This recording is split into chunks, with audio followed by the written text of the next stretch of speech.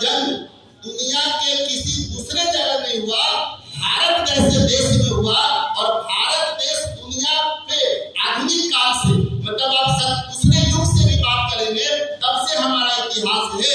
हम सतयुग में भी थे, हम त्रेता युग में भी थे, हम द्वापर में भी थे और आज हम कलयुग में भी है। तो अगर हम मनुष्य हैं और मनुष्य होकर मेरा जन्म भारत में हुआ तो हमारा भाग और बड़ा है। मंचस्थ सभी अभिभावक जन को मेरा प्रणाम और प्रगति समाज युवा समिति खजूरी के अध्यक्ष और सभी सदस्य को मैं प्रणाम करता हूँ कि आप इस तरह का आयोजन खजूरी में किए और उसमें मुझे आकर के बच्चों के बीच कुछ चंद शब्दों में उनको मोटिवेट करने का आपने मौका दिया। इसके लिए मैं आपका शुक्रगुजार हूँ, आपको अपने हृदय से धन्यवाद देता हूँ।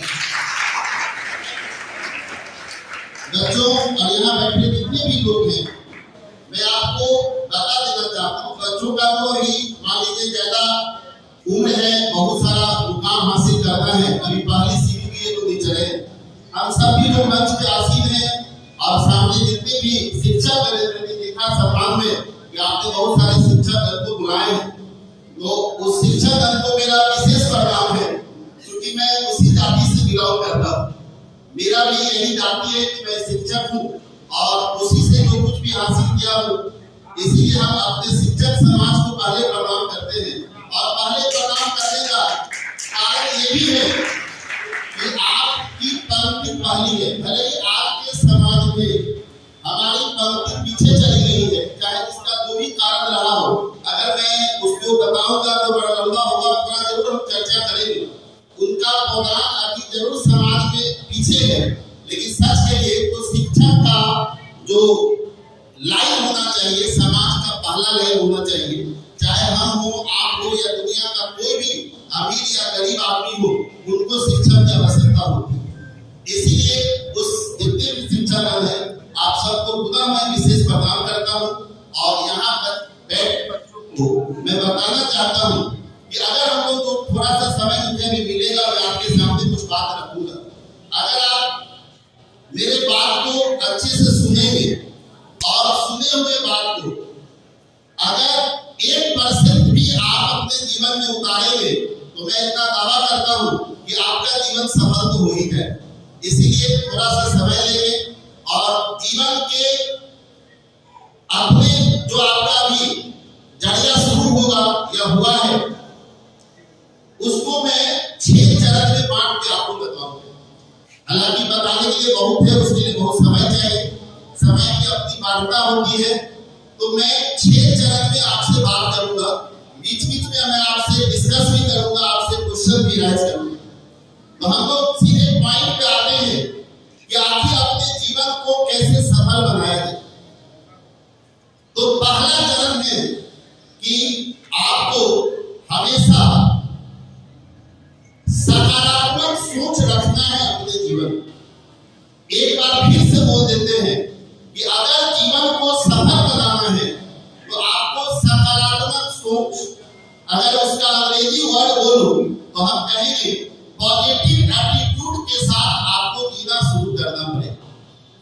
बहुत सारी मन में आपको कभी कभी दुविधा आता होगा कि मेरा जन्म सुदूर इलाके में हो गया, मैं देहात में पैदा हुआ, दिल्ली में पैदा होगा तो और कुछ करते, मुंबई में पैदा होगा तो और कुछ करते। बहुत सारा तरह का निगेटिविटी हम लोग के दिमाग में आता है कि हमारे पास वो साधन नहीं है, हमारे पास वो संसाधन नहीं है।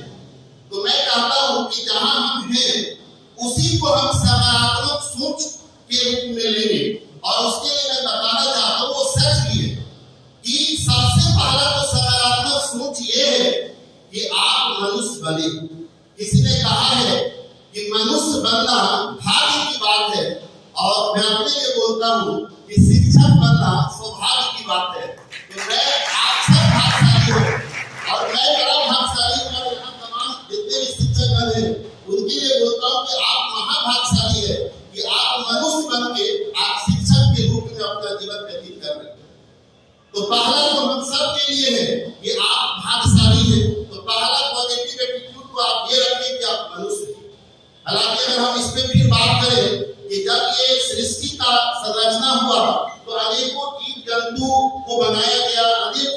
दुनिया में निर्माण किया गया उसमें एक हम मनुष्य भी हैं। और चाहे कहूँ एक आध्यात्मिक बात में बोलना चाहता हूँ कि भगवान ने जब मनुष्य को बनाया तो मनुष्य में कोई विशेषता प्रदान नहीं किया। इस बात को मैं तुमने बताऊंगा कि मनुष्य को भगवान ने कोई विशेष चीज दुनिया में नहीं दिया। आंख बहुत सुंदर हो जाए तो हम लोग ये कहते हैं कि इसका आंख हिरण के आंख की तरह है। मतलब मनुष्य का आंख अगर सुंदर हो जाए तो उसके आंख की महत्व नहीं है, उसको हिरण के आंख की महत्व है। अगर मनुष्य बहुत ज्यादा स्थूल हो जाए, भारी शरीर हो जाए तो हम लोग कहते हैं हाथी की तरह दिखता है। मतलब हमारे शरीर का भी महत्व नहीं है लेकिन हाथी के शरीर का महत्व है।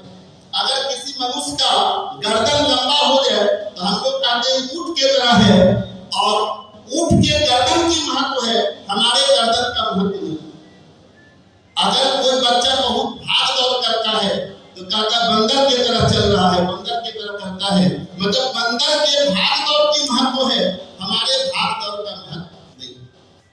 मतलब सच्चाई ये है कि जब भी ये मनुष्य का निर्माण की बात हुआ तो उसमें कोई विशेषता नहीं दिया गया। फिर भी मैं आपको बोला हूँ कि मनुष्य भाग्यवान होता है और ये जो तन आप या हमको मिला है, ये सच्चाई ये है कि जब भी ये मनुष्य का निर्माण की बात हुआ तो उसमें कोई विशेषता नहीं दिया गया। फिर भी मैं आपको बोला हूँ कि मनुष्य भाग्यवान होता है और ये जो तन आप या हमको मिला है, ये विष्णु जी को भी लालच होता है इस रूप में आके हम पृथ्वी पे जाए और बार-बार वो किसी न किसी रूप में आते हैं, इसीलिए हम भाग्यशाली। फिर आप कहेंगे कि आखिर ऐसा क्या है कि मनुष्य भाग्यशाली है, कुछ तो ऐसा होगा।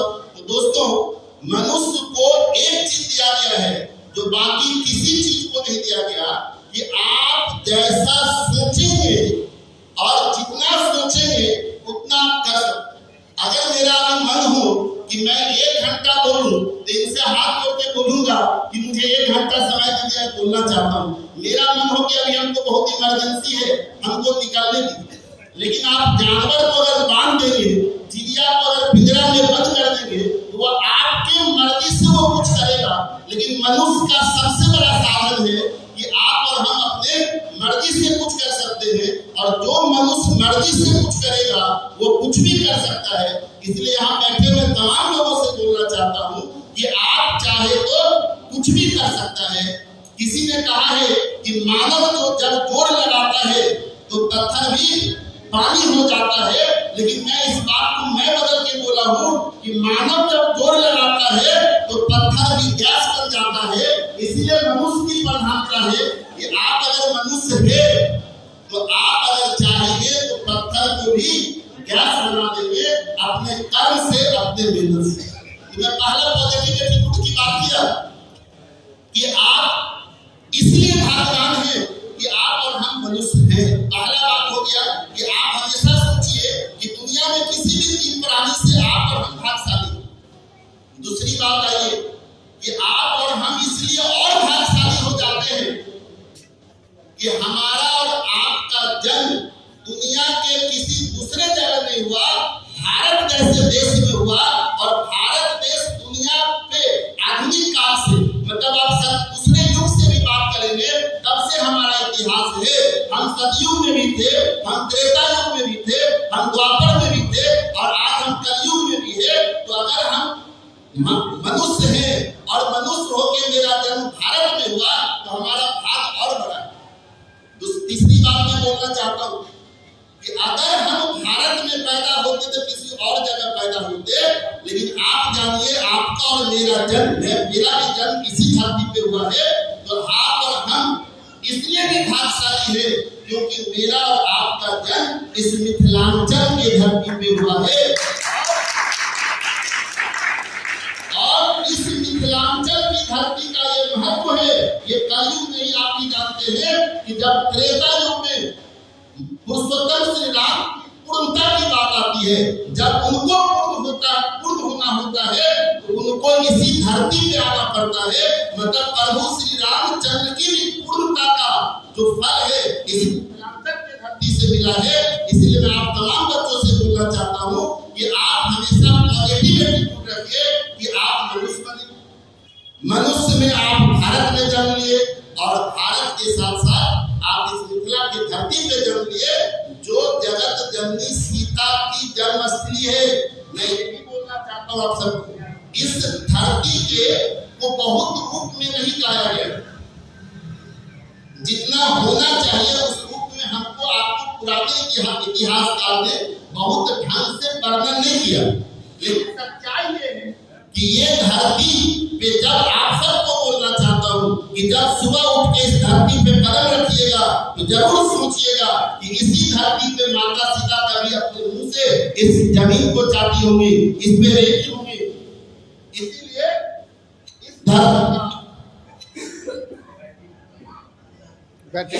इस धरती का एक और महत्व है कि आप जगत जननी सीता जहां जन्म ली, आप उसी धरती पे जन्म लिए, इसलिए आप और हम सब भाग्यशाली ही नहीं, महाभाग्यशाली। तो एक तो आपको ध्यान रखना है, हमेशा पॉजिटिव रहिए कि आप हम जहां हैं दूसरे से अच्छे हैं। तो एक बात हुआ कि हम पॉजिटिव एटीट्यूड में रहे। तो एक तो हो गया कि ठीक है पॉजिटिव एटीट्यूड में रहे। अब आइए दूसरा नंबर बात मैं करता हूं कि आपको हमेशा जितना भी बात